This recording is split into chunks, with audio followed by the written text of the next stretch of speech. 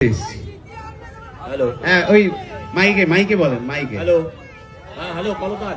হ্যাঁ আমি প্রশ্ন করছি, আমার সুনির্দিষ্ট প্রশ্ন এবং এটা খুব চর্চিত প্রশ্ন। সেটা হচ্ছে যে নির্বাচনে সবাই বলছে যে বিজেপিকে ভোট দিলে তৃণমূল হারবে, তো তোমাকে ভোট দেবো কেন? বিজেপিকে ভোট দেবেন, তৃণমূল হারবে এই ভেবে লোকে অর্জুন সিংকেও ভোট দিয়েছিল, তারপরে অর্জুন সিং তৃণমূলে চলে গেল। বিজেপিকে ভোট দিলে তৃণমূল হারবে এই ভেবে লোকে রাজীব ব্যানার্জিকে ভোট দিয়েছিল, সেও চলে গেল। তৃণমূলকে ভোট দিলে ভালো হবে বিজেপির বিরুদ্ধে এই ভেবে লোকে শুভেন্দু অধিকারীকে ভোট দিয়েছিল, সেও চলে গেল।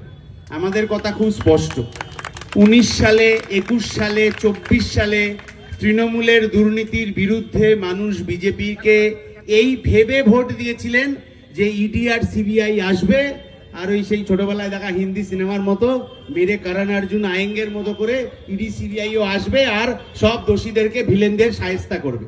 কিন্তু ইডি সিবিআই আজ অব্দি পশ্চিম বাংলায় একটি দুর্নীতির তদন্ত করতে পারেনি। এ তো শুধু আমরা সিপিআইএম বামপন্থীরা বলছি বলে ব্যাপার না, সাধারণ মানুষ জানেন। বিজেপি এখানে মিটিং করে গেছে, সেই বিজেপির মিটিং শেষে যে নেতারা পাড়ায় ছড়িয়ে পড়েছেন আপনি তাদেরকে জিজ্ঞেস করুন যে সিবিআই 26,000 দুর্নীতির নিয়োগের তদন্ত করছিল, যে সিবিআই গরু পাচার, কয়লা পাচার, বালি পাচারের তদন্ত করছিল, যে সিবিআই অভয়ার বিচারের তদন্ত করছিল, সেই তদন্ত আজ পর্যন্ত শেষ হলো না কেন?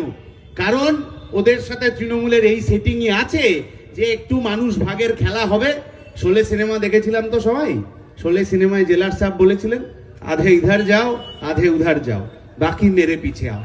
একেবারে শোলে সিনেমার মতো করে তৃণমূল আর বিজেপি মানুষকে ভাগ করছে, আর আমরা আসলে মানুষকে ঐক্যবদ্ধ করে মানুষকে জুড়ে তার দুবেলা দুমুঠো ভাত, পেটে হাত এবং হাতে একটা কাজের ব্যবস্থা করতে চাইছি।